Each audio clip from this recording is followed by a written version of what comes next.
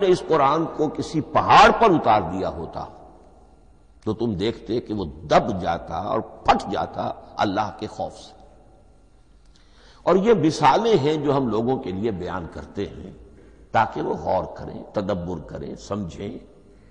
ما لا یدرک کلہ لا یترک کلہ، اگرچہ بتمام و کمال عظمت قرآن کا فہم ان کے لیے ممکن نہیں ہے، لیکن کسی درجے میں تو کچھ انعکاس اس کا ہو جائے، کچھ اندازہ ہو جائے، انسان اپنی ذہنی سطح کے اعتبار سے، اس کی مناسبت سے کسی درجے میں عظمت قرآن کا اندازہ کر لے تو اللہ تعالیٰ کے ان الفاظ کو سامنے رکھے کہ لو انزلنا هذا القرآن على جبل لرأيته خاشعا متصدعا من خشیۃ اللہ۔ اب اس آیت کو سمجھنے کے لیے سورہ اعراف کی آیت نمبر 143 کو سمجھنا ہوگا، اسی اصول کے تحت کہ القرآن یفسر بعضہ بعضا، قرآن کا ایک حصہ دوسرے حصے کی تشریح کرتا ہے۔ وہاں یہ واقعہ بیان ہوا ہے کہ حضرت موسیٰ علیہ السلام کو جب اللہ تعالیٰ نے کوہ طور پر طلب فرمایا 30 راتوں کے لیے، جس میں بعد میں 10 کا اضافہ کر کے وہ ایک 40 رات کا ایک کورس بنا، دن رات، اس موقع پر جو مخاطبہ الہی، مکالمہ الہی سے مشرف ہوئے حضرت موسیٰ علیہ السلام، تو ان کی آتش شوق بھڑکی اور انہوں نے بڑی جرأت کر کے یہ درخواست کر دی، رب ارنی انظر الیک، پروردگار مجھے اپنا دیدار بھی عطا فرما، مجھے موقع عنایت فرما، میں تجھے دیکھ سکوں۔ یہ ان کی وہ آتش شوق کا مسئلہ ہے، لیکن جواب کیا ملا؟ لن ترانی، تو مجھے ہرگز نہیں دیکھ سکتے، ولیکن انظر الی الجبل فإن استقر مکانہ فسوف ترانی۔ لیکن ظاہر بات ہے کہ حضرت موسیٰ علیہ السلام کو بات سمجھانے کے لیے کچھ مشاہدہ بھی کرانا تھا۔ فرمایا تم مجھے نہیں دیکھ سکتے، البتہ اس سامنے کے پہاڑ پر نگاہ جماؤ، ہم اس پر اپنی ایک تجلی ڈالیں گے۔ یہ اگلی الفاظ کے اندر وضاحت ہے، میں یہاں پہلے سے بیان کر رہا ہوں سمجھانے کے لیے۔ اگر وہ پہاڑ ہماری اس تجلی کو، تجلی کسے کہتے ہیں؟ جلا، روشنی، تو اللہ تعالی کی طرف سے کوئی خاص اس کے نور کا جب پرتو ہوتا ہے کسی شے پر تو وہ اس کی تجلی ہے۔ ہم اپنی ایک تجلی اس پہاڑ پر ڈالیں گے، اگر وہ اس کو جھیل جائے، اپنی جگہ کھڑا رہ جائے، تو تم سمجھنا کہ شاید تم بھی ہمیں دیکھ سکو۔ فلما تجلی ربہ للجبل، اب یہاں وہ لفظ آ گیا، جب اللہ نے تجلی اپنی پہاڑ پر ڈالی، جعلہ دکا وخر موسیٰ صعقا، وہ پہاڑ ریزہ ریزہ ہو گیا اور حضرت موسیٰ بے ہوش ہو کر گر گئے۔ اب یہ بے ہوش ہو کر گر جانا، جبکہ وہ تجلی براہ راست بھی نہیں ہے، بالواسطہ ہے۔ مشاہدہ جو کر رہے حضرت موسیٰ وہ بالواسطہ ہے، تجلی پہاڑ پر ہے، لیکن یہ کہ اس کا بھی بالواسطہ اس کا جو ہوا ہے، اس کی جو تاثیر ہوئی حضرت موسیٰ علیہ السلام پر کہ وہ اس کی تاب نہ لا سکے اور بے ہوش ہو کر گر گئے۔ یہاں سے یہ بات سمجھ میں آتی ہے کہ یہ تجلی یہ ذات باری تعالیٰ تھی جس نے کوہ طور کو جلا کر بھسم کر دیا یا ٹکڑے ٹکڑے کر دیا، ریزہ ریزہ کر دیا۔ اب ذات الہی کے ساتھ جو تعلق ہے کلام الہی کا، اور یہ صفت جو لا عین ولا غیر کے درجے میں ہے ذات کے ساتھ، تو وہی تاثیر اس کلام الہی کی بھی ہے۔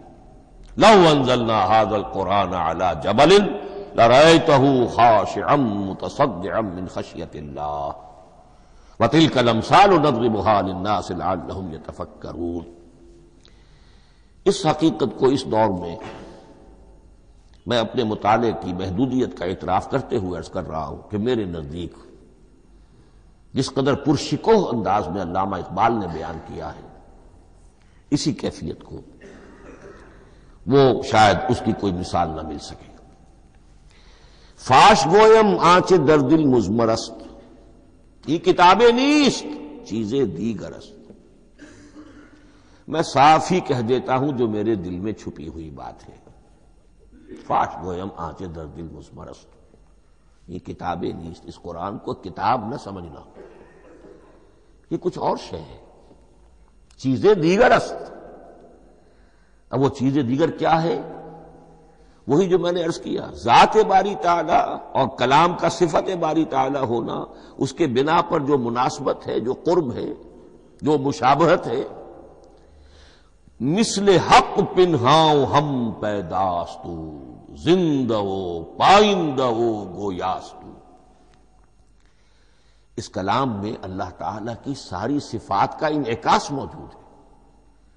یہ بات ویسے بھی سمجھ میں آتی ہے. کوئی شخص ذرا گفتگو کرے، چند جملے جب وہ ادا کرے گا اپنی زبان سے، تو معلوم ہو جائے گا کہ اس کے فہم کا، اس کی دانش کا، اس کے مطالعے کا حدود اربع کیا ہے اور اس کے ذہن کی سطح کیا. سمجھ میں آ جائے گی بات. اس لیے کہ کلام جو ہے وہ متکلم کی پوری شخصیت کی عکاسی کر رہا ہوتا. تانت بازی راگ پایا، چند جملے کسی نے کہا، پتہ چل گیا کہ یہ کس سطح کے آدمی ہیں، علمی اعتبار سے، معلوماتی اعتبار سے، تہذیبی اعتبار سے، کلچرڈ ہیں یا نہیں ہیں. یہ ساری باتیں چند جملوں میں واضح ہو جائیں گی.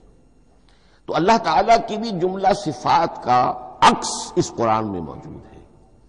ان میں سے جن چند چیزوں کا ذکر علامہ نے شعر میں کیا، وہ جو سورہ حدید کی آیت ہے، هو الاول والآخر والظاہر والباطن. اللہ الظاہر بھی ہے، الباطن بھی ہے. اتنا ظاہر کہ اس سے زیادہ ظاہر کوئی شے نہیں، اور اتنا باطن کہ اس سے زیادہ چھپی ہوئی کوئی شے نہیں. اسی لیے حضور سے جو منقول ہیں الفاظ کہ پروردگار انت الظاہر فلیس فوقک شیء وانت الباطن فلیس دونک شیء. یہی کیفیت قرآن کی ہے. مثل حق پنہاؤ ہم پیداستو. پنہا بھی ہے، ظاہر بھی ہے، جیسے ذات باری تعالی. اور جیسے اللہ تعالی کی شان ہے جو آیت الکرسی کے شروع میں آئی، الحی القیوم. مثل حق پنہاؤ ہم پیداستو، زندہ ہو پائندہ ہو گویاستو. یہ قرآن جو ہے اللہ تعالی کی صفات کا ایک عکس اپنے اندر رکھتا ہے. اس سے ذرا آگے چلیے. کلام کے بارے میں اب کلام الہی، ظاہر بات ہے کہ صفت ہے اور صفت قدیم ہے. اللہ کی صفات حادث نہیں ہے. اللہ کی ذات بھی قدیم ہمیشہ سے ہے، اور اس کی صفات بھی قدیم ہمیشہ سے. اور یہ جو کلام الہی ہے، ظاہر بات ہے کہ یہ جو ہماری زبان کے حروف و اصوات ہیں، کلام الہی تو ان سے منزہ ہے، مبرہ ہے، ماورا ہے، اعلیٰ ہے، عرفہ ہے. ہماری زبانوں کے حروف و اصوات، الفابیٹس جگہ جگہ تبدیل ہو جائیں گے. انگریزی کے کچھ اور ہیں، اردو کے کچھ اور ہیں، عربی کے کچھ اور ہیں. کلام الہی ان تمام سے آگاہ، عرفہ، منزہ اور مبرہ ہے. یہ کلام الہی جب بھی نازل ہوا ہے، ظاہر بات ہے حضرت موسیٰ پر اگر کتاب اتاری گئی وہ بھی علم الہی سے آئی، لیکن وہ عبرانی زبان میں آئی. حضرت عیسیٰ علیہ السلام پر انجیل اتاری گئی، ہم یقین سے نہیں کہہ سکتے، دو میں سے کسی ایک زبان میں اتاری گئی ہوگی، یا عبرانی ہوگی، اس لیے کہ شام کے جس علاقے میں، فلسطین کے جس علاقے میں ان کی پیدائش ہوئی اور جہاں وہ دعوت و تبلیغ کے لیے گھومتے رہے، اس کے عوام کی زبان تھی آرامی اور خواص کی زبان تھی عبرانی، ہیبریو. تو یا تو وہ بھی تورات کی طرح عبرانی ہی میں نازل ہوئی تھی یا آرامی میں ہوگی. لیکن اب کوئی نسخہ نہ ہیبریو کا، کوئی قدیم نسخہ دنیا میں موجود ہے، نہ آرامی کا. جو سب سے پرانا نسخہ ملتا ہے انجیل کا، وہ اس کا ترجمہ ہے، لیٹن زبان کا ترجمہ ہے یا گریک ترجمہ ہے، اصل کوئی نہیں. بہرحال جب وہ کلام الہی محمد الرسول اللہ پر نازل ہوا، اب اس نے حروف و اصوات کا وہ جامہ پہنا کہ جو عربی زبان کے ہیں. یہی وجہ دیکھیے، میں نے جو آیت سورہ حامیم، یہ جو سلسلہ سور ہے اس میں سے سورہ زخرف کی آیت جو میں نے آپ کو سنائی، حامیم والکتاب المبین انا جعلناہ قرآنا عربیا لعلکم تعقلون. ہم نے بنا دیا ہے اپنے اس کلام کو قرآن عربی اس کو عربی حروف و اصوات کا جامع ہم نے پہنا دیا ہے. انا جعلناہ قرآنا عربیا لعلکم تعقلون، کہ چونکہ مخاطب اول جو قوم تھی امیین، ان کی زبان عربی تھی، لعلکم تعقلون، تاکہ تم اس کو سمجھ سکو. اب اس سے آگے چلیے. اصل قرآن مجید کے 3 مقامات سے معلوم ہوتا ہے اصل قرآن اللہ کے پاس ہے. یہ قرآن جو ہمارے پاس ہے مصحف عثمان رضی اللہ تعالی عنہ، یہ اس قرآن کی مصدقہ نقل ہے. اصل قرآن کہاں ہے؟ ایک جگہ فرمایا بل ہوا قرآن مجید فی لوح محفوظ، لوح محفوظ میں ہے اصل قرآن وہاں ہے. اسی طریقے سے اسی سورہ زخرف کی اگلی آیت کیا ہے؟ ہم نے اسے عربی قرآن بنا کر اتارا، لیکن اصل قرآن کیا ہے؟ وَإِنَّهُ فِي أُمِّ الْكِتَابِ لَدَيْنَا لَعَلِيٌّ حَكِيمٌ، حقیقت میں تو یہ ام الکتاب میں ہے جو ہمارے پاس ہے،